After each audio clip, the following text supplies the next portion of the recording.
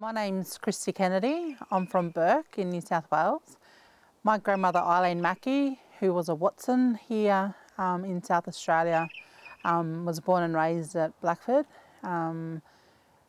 She brought me here when I was a young person to show me country and where she was born and raised, and told me about where she would look after the cows when she'd milk them, and show me some rabbit traps, and it was really interesting. I'm Karen Glover, and my relationship to Blackford is through my mother, who was Vi Watson and married to become Vi Deutschler. And Mum's parents were grandfather Lindsay at Watson and grandmother Maria, used to be Harradine. And grandfather Lindsay's parents were grandfather Jack Watson, and he married Mary Jane Wimpey, and that's my connection. My name is Maxine Mackey. I'm from Burke, Western New South Wales.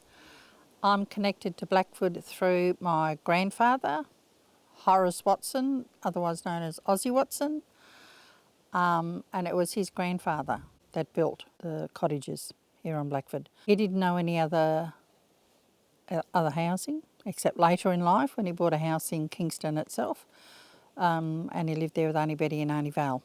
Auntie Val being the youngest in the family and Auntie Betty being the oldest.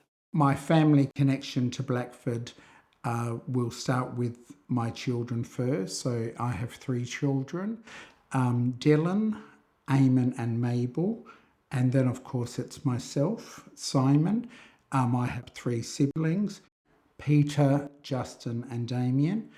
And then through our mother, Shirley Peasley, who was a Watson.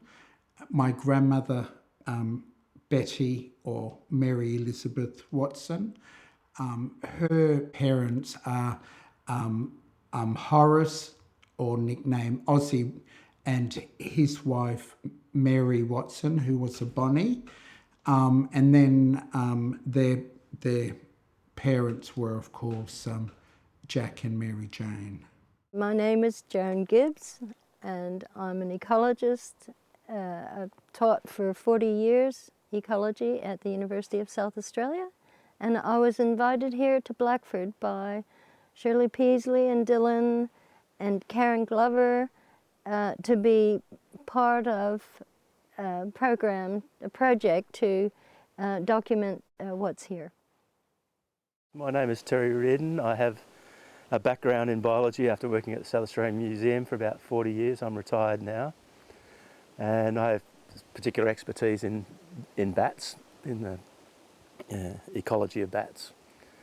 And so I'm here as Joan Gibbs's partner to help with understanding the fauna and habitat values of Blackford. And it's such a joy to be here and to meet everybody. And I'm looking forward to doing more work here and understanding the place better. In terms of the importance of Blackford for us, for her, it was her home. She taught me about where she grew up in the houses here. She told me stories about her family and the importance of family and being strong in your culture and your family. Nan would teach me and my cousin how to weave. So she taught us how to use rushes from quite a young age. Nan would let me use some of the rushes to weave, even though I was still a learner. She saw the importance of giving my cousin and I the opportunity to use the rushes she was given. And I've still got a basket of hers that she made quite a while ago, and it's starting to change colour, so that's how old it is. I think that what we're doing as a family group, is reconnecting back to grandfather Jack and grandmother Mary Jane, and we're connecting all of their children, and we've started that. We're still working on that. We haven't finished it yet, but we're connecting our families together, and it doesn't matter where we are. We're all scattered all over the place. We've all got that connection back here to Blackford.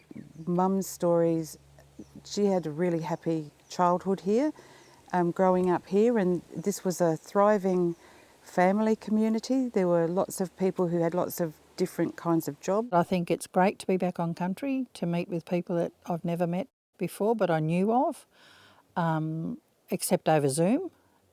So this is a great opportunity to reconnect with the land and with family.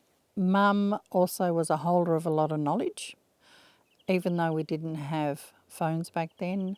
When we finally got a phone, landline phone, people would ring Mum and ask her about information. One of the things which my great-grandmother was doing was the weaving. So that was Horace Watson's wife, Mary. What they used to do was making the weaving to put hot dinner plates on.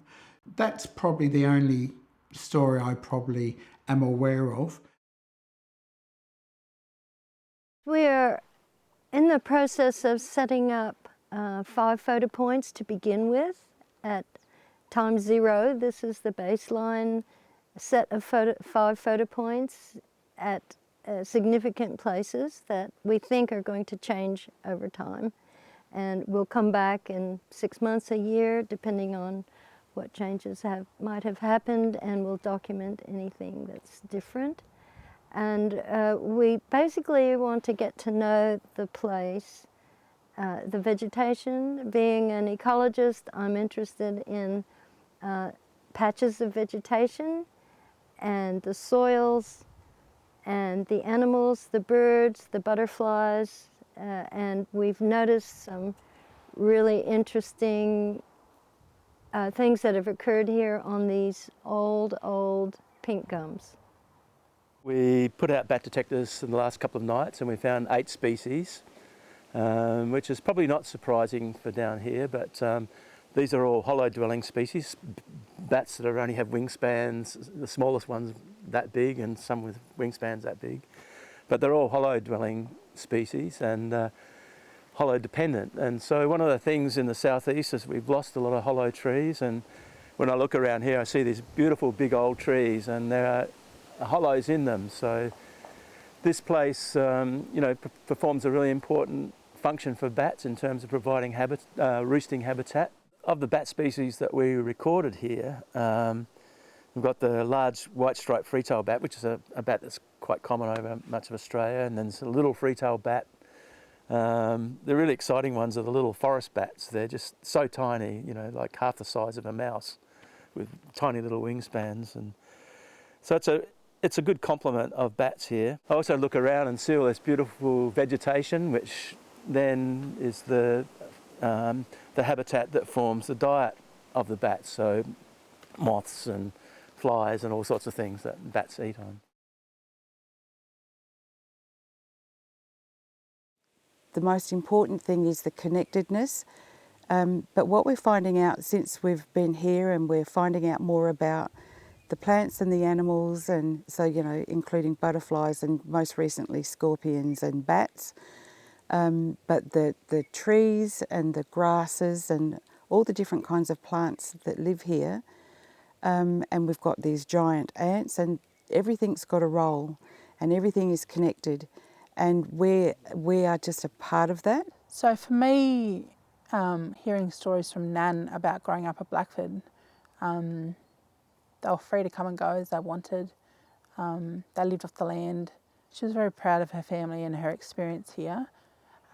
She did move to Burke when she married my pop and lived on a farm out at Burke, and then moved into town eventually. And she then called Burke her home, and she lived there until she passed away. Mum wanted my brother Peter and I to have that connection with her country, and so she brought us down. I think I was in year 4 and Peter was in year 5, and we stayed with Auntie Betty in town and went to school. So we were here for almost 12 months, maybe longer, because she'd talk about Blackford all the time. And she just wanted us to meet her relatives so that we could maintain that connection growing up.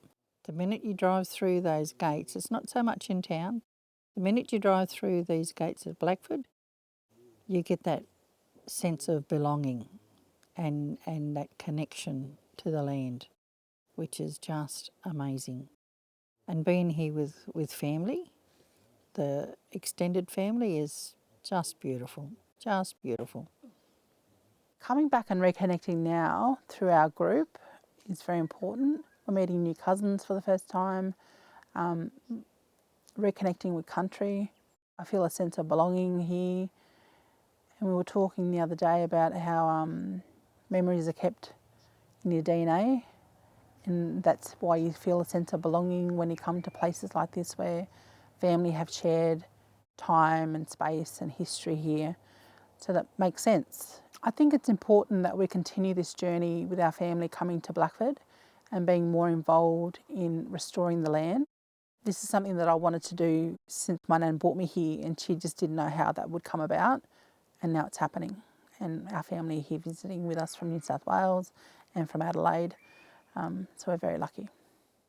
Currently, my recent activity is we're connecting a herbarium which consists of all the flowers and native plants. Of course, there's some scabious, which are weeds, but also, you know, we're just looking through different, like the cleanups, which are called the fire breaks. So if there is a fire which occurs, it won't hopefully burn everything down. We also are looking into the animals. 2 weeks ago, while we're currently down there for the long weekend, we saw the common wombat, which we did see, but that was the last one on the trial camera, which went, you know, overnight for 12 hours. You know, to the common possum and to a golden whistler, which is a beautiful bird. You know, I think, and anything from now going forward, you know, we may uncover a lot of other species which, you know, which may just be on Blackford. So, and I hope that we can keep that information. It's really nice, and you know, I'm excited because there's so much to learn, and actually, you know, continue to pass down through many generations.